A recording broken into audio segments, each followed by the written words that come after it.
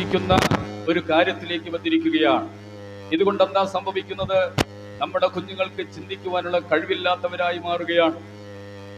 ഒരു കാര്യത്തെക്കുറിച്ച് സ്വപ്നം കാണുവാൻ, ഒരു കാര്യത്തെക്കുറിച്ച് അവലോകനം ചെയ്യുവാൻ കഴിവില്ലാത്ത അവസ്ഥയിൽ കുഞ്ഞുങ്ങളുടെ എബിലിറ്റി കുറഞ്ഞുകൊണ്ടിരിക്കുകയാണ്.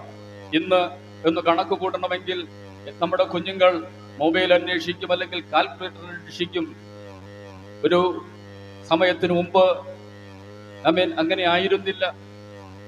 മനക്കണക്ക് സുഖമായി കൂട്ടി വളരെ വേഗത്തിൽ കണക്ക് കൂട്ടുന്ന കഴിവുള്ളവരുണ്ടായിരുന്നു. ഇന്നതൊക്കെ കുറഞ്ഞിരിക്കുന്നു. ഇന്ന് കണക്ക് കൂട്ടണമെങ്കിൽ കയ്യിൽ മൊബൈൽ വേണ്ട അവസ്ഥയിലേക്ക് കടന്നു വന്നിരിക്കുന്നു. എന്തിനേറെ പറയുന്നു, നമ്മൾ കയ്യിൽ കൊണ്ട് നടക്കുകയും നമ്മൾ ആസ്വദിക്കുകയും വളരെ എളുപ്പമാണ് എന്ന് നമുക്ക് തോന്നുകയും ഇതെല്ലാം നല്ലതാണെന്ന് നമുക്ക് തോന്നുകയും ചെയ്യുന്ന സംവിധാനങ്ങൾ തന്നെ മറുസൈഡിൽ മനുഷ്യനെ പാവകളെ പോലെയാക്കി മാറ്റിയിരിക്കുകയാണ്. എന്താണ് ഞാൻ ഈ പറയുന്നതിന്റെ സാഹചര്യം? എന്താണ് ഈ പറയുന്നതിന്റെ സത്യമെന്ന് പറയുന്നത്?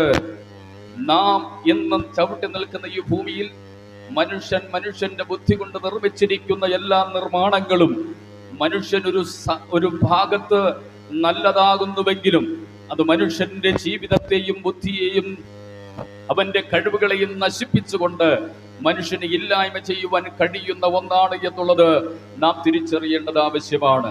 ആയതിനാൽ സഹോദരങ്ങളെ, മനുഷ്യന്റെ സകല പണികളും അവസാനിക്കുവാൻ പോകുകയാണ് എന്നുള്ള യാഥാർത്ഥ്യം നാം തിരിച്ചറിയേണ്ടതാണ്.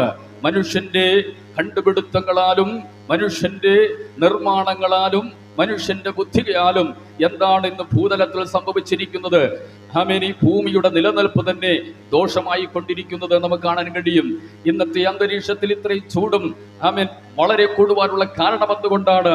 മനുഷ്യൻ നിർമ്മിച്ചു വെച്ചിരിക്കുന്ന നിർമ്മാണങ്ങളുടെയും മനുഷ്യന്റെ കണ്ടുപിടുത്തങ്ങളുടെയും ഫലമായി അന്തരീക്ഷത്തിൽ മാറ്റങ്ങൾ സംഭവിച്ചു കൊണ്ടിരിക്കുകയാണ്.